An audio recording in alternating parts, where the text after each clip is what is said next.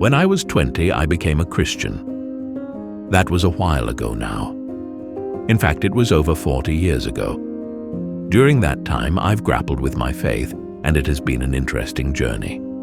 I've come to realize that Christianity is not an explanation for life, nor is it a scientific theory. Rather, it's a way of engaging fully with the task of being human. I'm now very happy being a Christian. More importantly, I'm happy being a theist.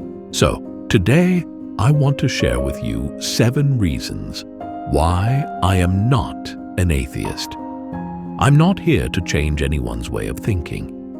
This channel is my attempt to join in the conversation, to participate in the dialogue about our understanding of what it means to be human and alive. I have real concerns about the future, especially for my grandchildren. I fear we are abandoning any hope of finding meaning in our lives beyond the shallow satisfaction we get from our purchases and holidays abroad. I want to explore whether there's something deeper, something more meaningful to hold on to.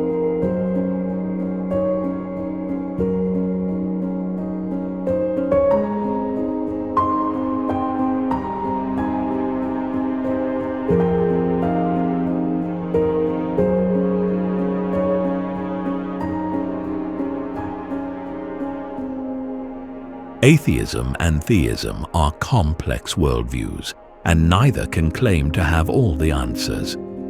However, for me, atheism falls short in some fundamental ways. I believe that the materialistic explanation of the universe, while insightful in many respects, leaves too many critical questions unanswered. In this video, I'll outline why I think theism offers a more complete and satisfying understanding of the universe, life, and our human experiences. This is just an overview of my thoughts. This channel exists to dive deeper into these questions, and I hope you'll join me on that journey. So, let's begin. Here are my 7 reasons why I am not an atheist. Number 1. The limits of science to explain origins. While science, especially the Big Bang Theory, tells us how the universe began to expand, it doesn't answer the deeper questions. Why does the universe exist? What caused the Big Bang?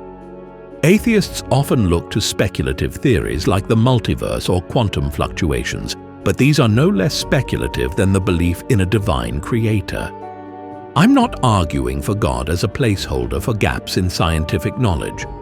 Rather, I'm suggesting that God is a legitimate explanation for phenomena science may never fully explain, such as the origin of the universe or the nature of consciousness. This is not about filling gaps. It's about ontology, the study of being itself. If atheists are comfortable accepting that something came from nothing, why is it considered less rational to believe in a purposeful creator? Both atheism and theism face the same mystery, the origin of the universe. It's unreasonable to claim that atheism holds the superior explanation.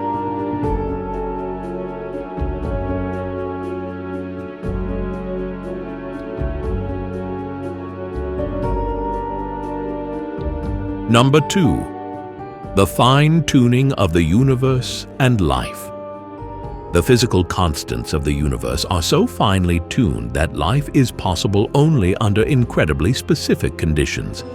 This precision begs the question, why is the universe so perfectly set for life? Some atheists turn to the multiverse theory as a counterpoint, but this theory remains speculative and unproven. While the multiverse theory is intriguing, it raises more questions than it answers. Even if there are infinite universes, we still need to explain why anything exists at all. Moreover, the multiverse hypothesis doesn't rule out a divine creator. If anything, God could be the architect behind multiple universes. Thinkers like Roger Penrose question the plausibility of the multiverse, both scientifically and philosophically. The notion of a designer is no less rational than the idea of a multiverse, which is itself a leap of faith. The fine-tuning of the universe makes it equally reasonable to consider that life was intentionally designed by a higher intelligence.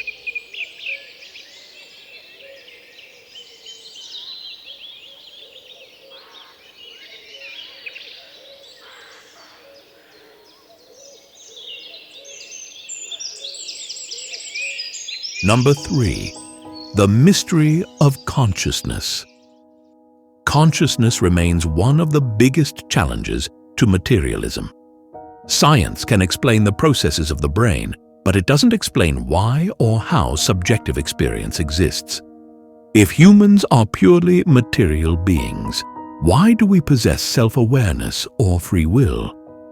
There's a key distinction between easy problems, the brain's activities, and hard problems, the subjective nature of experience. Even if we were able to map the entire brain, it wouldn't explain why we're aware of those processes. Materialism fails to provide a full account of consciousness, suggesting that something beyond the physical might be at play. Consciousness hints at a deeper dimension of reality, one that atheism struggles to adequately explain. Thinkers like David Chalmers argue that consciousness might be fundamental to the universe, potentially pointing beyond materialism.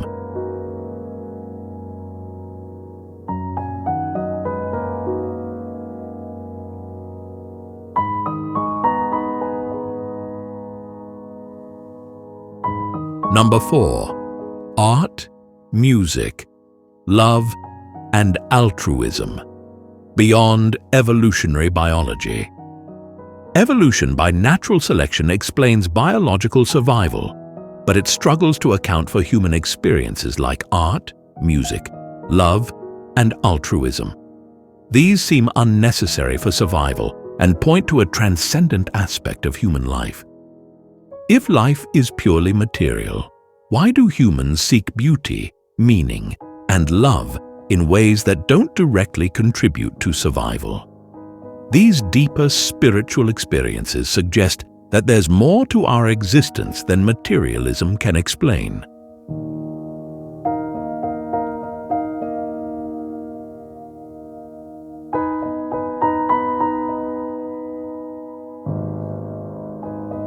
Number 5.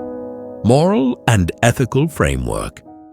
Atheism has difficulty providing an objective foundation for morality. If there is no higher power, then morality becomes subjective and relative.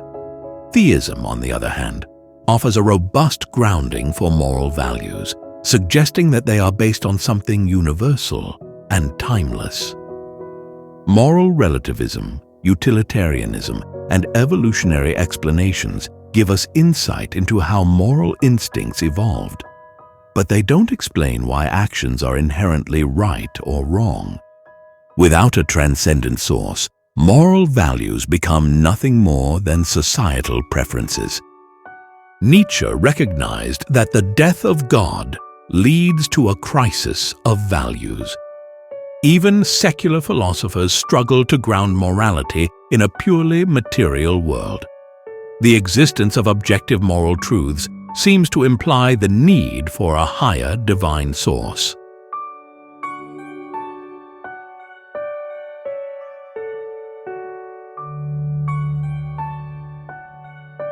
Number 6. The problem of meaning. Atheism often leads to existential nihilism, as it doesn't provide an overarching purpose or meaning to life. While some atheists argue that we create our own meaning, this approach can feel shallow in the face of the vastness of the universe and the inevitability of death. By contrast, theism offers a narrative of purpose and meaning that transcends individual existence.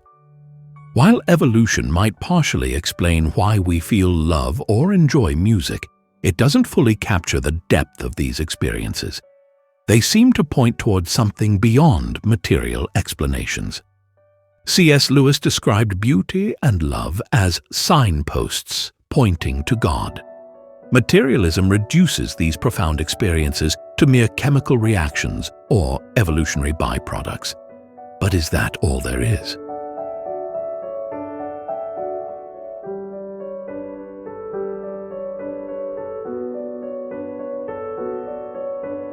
Number 7. Embracing uncertainty with the arms of faith.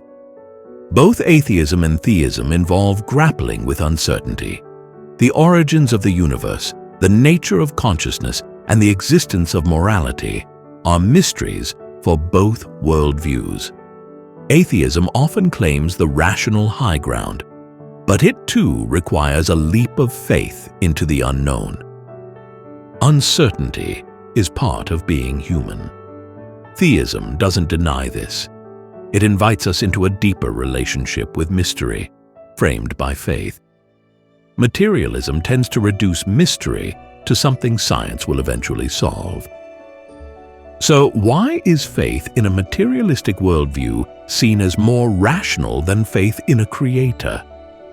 For me, it's more coherent to embrace uncertainty with faith in something greater, rather than a purely materialistic explanation.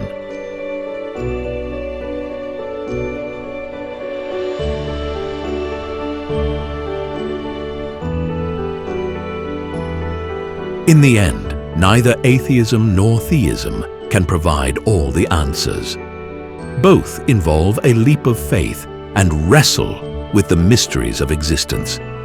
For me, the richness of human experience, our capacity to love, create, and seek meaning, points to something beyond a materialistic worldview. I choose to embrace the unknown with faith, believing there is more to life, the universe, and consciousness than science alone can explain.